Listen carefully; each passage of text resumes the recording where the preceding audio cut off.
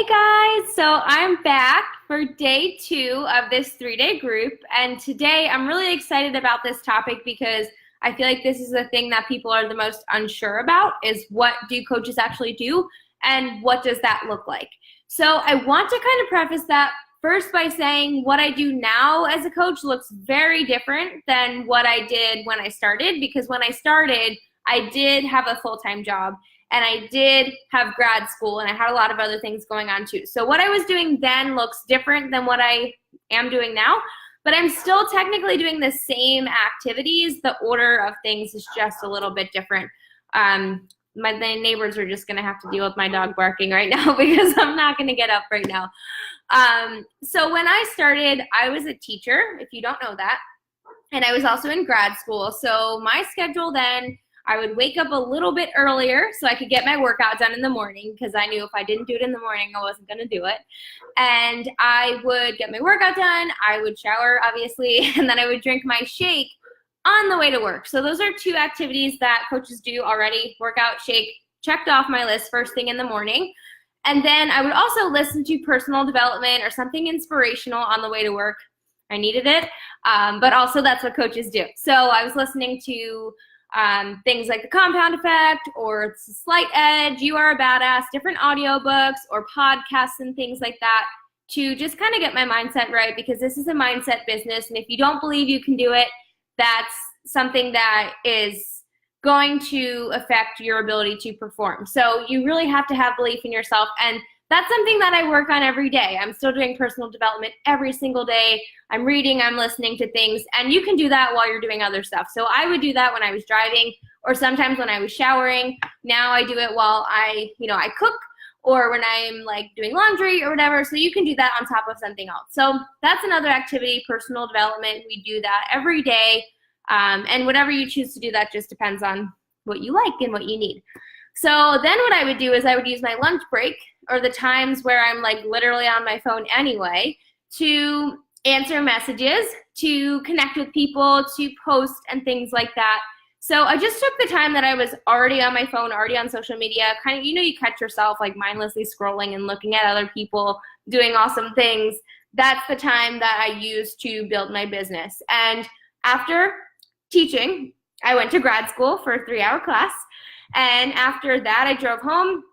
I listened in to team calls. Like I wasn't able to make them sometimes, so I would listen in the car, or I would listen to more personal development, and I would listen to videos on YouTube. Like I was always a student. I was always learning. And then I would just make sure that I had everything planned for the next day. So I knew what I was going to post the next day, and I knew who I was going to talk to the next day. And that's how I built my business. While I had a full-time job, while I had grad school, I had a 2-hour commute every day. I had a new relationship that I was in. That's how I built it, just being really intentional with my time. So now, obviously, I have more freedom because I am full-time. So I still like to wake up early. I still like to get things done early as possible. So I'll wake up, I'll do my workout, I'll do my personal development in the morning. I like to do that out on the porch now with coffee. It's nice and comforting in the morning. I check in with my challengers, I invite some people, I connect with people, still doing my workouts, still drinking my shakes, all of those same things, but just in a different order. And my daily to-dos are a little different now that I work full-time from home. And that'll change when I become a mom, and that'll change, when I have 2 kids, if that happens, and that'll change if I ever get another dog. So this is a business that's really flexible. Whatever your schedule is, you can kind of make it work. You can use what we call power pockets, which a lot of my stay-at-home moms do. They use nap time for work time, or, in the morning they'll do 15 minutes here, 20 minutes there. It's not maybe like a solid time of an hour sitting down, but a combined hour throughout your day is just as good. So time is one of those things that I was afraid I wasn't going to have. But if it's something that you really want to do and you're intentional with your time and you're passionate about what you're doing, time never is really an issue, because if you think about it, you make time for things that are important in your life. And if it's important for you to succeed at this, you're going to make the time, or you'll find the time that you're already using in a different way to make time to do this. So, that's just how this is. Also, the main thing that we do anyway as coaches is we're always working on ourselves. So like we're always working out, we're drinking our shake daily, we're sharing that with other people, we're inspiring them to get healthy and fit too. And then the people that join us, we're holding them accountable in challenge groups. And then the coaches that join us, we're teaching them how to do what we're doing. And we have a training system that I've created that you just plug your coaches into and they follow through. So it's not like anything that you have to be worried like, oh, I can't grow a team because I don't know how to do that. Like, it's totally fine. I have everything already set up for you to use. And of course, if you want to go and like be a leader and make your own stuff, by all means, do it. But we have everything in place, especially when you're just getting started and getting to know how to use stuff. You can just plug them in, and our team is so supportive. We have an awesome community, a team page. We do team calls. So training and all of that you're going to get. You don't have to know how to run a business. I've never taken a business course, economics course. I actually failed the economics section on my praxis test to be a teacher, and I had to retake the test. So you don't have to know any of that stuff to be a coach. So that brings me to the objections, and this is something that I had a lot of worries and fears. I have a lot of irrational fears before I started, and the biggest one was I don't have any money because I was just getting out of college, but I knew how badly I needed this, and I knew that if I helped at least 2 people, I would already make my money back, and I did that. And then I helped another person, and I already made a profit. So just by helping 3 people in my first month, I already was profiting. I made back all the money that I invested, and I was already profiting by helping 3 people. So even though I didn't have the money when I started and I put it on a credit card, I made it all back because I helped people, and that's what we do as coaches, and I'm going to teach you how to do that. So that was one of my irrational fears that was cut right away as soon as I realized that, wow, just helping 3 people, I'm going to make a profit on this. The other thing was I was super shy. I know it's probably hard to tell because I'm super outgoing right now, but I'm kind of an outgoing introvert. I like alone time and being quiet sometimes too. But this business has really helped me come out of my shell a lot and has given me, you know, a little more energy and not being afraid to talk to people. Like, I always felt super socially awkward, and sometimes I still am. But this has been a really great way for me to come out of that being shy-esque kind of thing. Also, I had like 200 Facebook friends when I started, and I was probably one of the least popular kids in school. I was a nerd. I was really good at school, and I wasn't really popular. I played sports and everything, but I still wasn't like, I didn't really fit in anywhere. So I didn't have a ton of friends when I started. Back in 2014, had no idea what this type of business was. You know, like now it's a little more common for people to want to work from home and want to build their own thing. But back in 2014, when I started, it was kind of weird and strange, and nobody really knew what it was. And through this, I've been able to find my tribe. So like, while I didn't have a lot of friends back then, and I didn't really know anybody that would be interested in doing this, which was my biggest fear. I'm like, I'm not gonna be able to do this. I don't know anybody who likes to work out. I found those people through social media and through sharing my story and being a real person and connecting with people. Like, I've created a tribe of people who are my people. Even though I didn't always have that circle of friends growing up, I've created that through this business. So it's okay if you don't have a lot of friends now. You'll have a lot of friends through this process. You'll meet people. You don't have to have a huge following. I started my Instagram account at 0 when I started this. I had an old account that I used for personal stuff, and then I stupidly decided I was going to create a brand new one and start from scratch.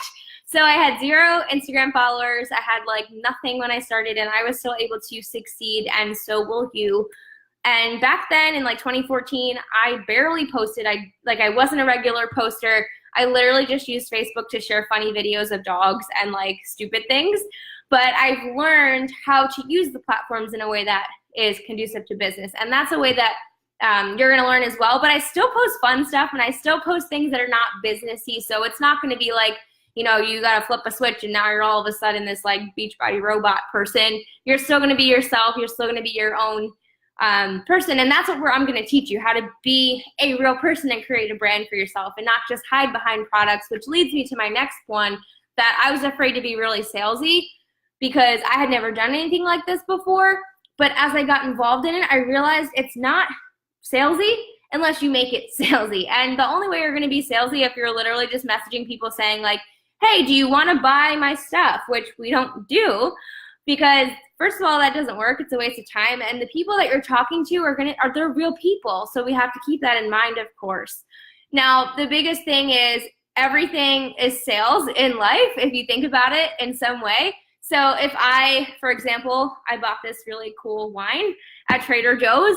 Let's say I started bragging about it on social media about how great this organic wine is. I'm selling you on that wine just by talking about how much I love it. And that's what we do. We authentically share our workouts. We share our daily life. We share how these products and programs are a part of our lives. And that to me is not selling. That to me is just sharing. So once you get involved and you really see how this can impact your life, you're going to want to scream it from the rooftops anyway, and it's not going to be weird. So just get over that, honestly. Like, if I let that hold me back, my life would be so different. So if you don't, you're not going to just be a salesperson. It's just, I'll teach you how to not be. The other thing too, you don't have to host parties in people's living rooms, like Tupperware parties and stuff. That's what I thought this was at first too. And I'm like, I don't want to do that.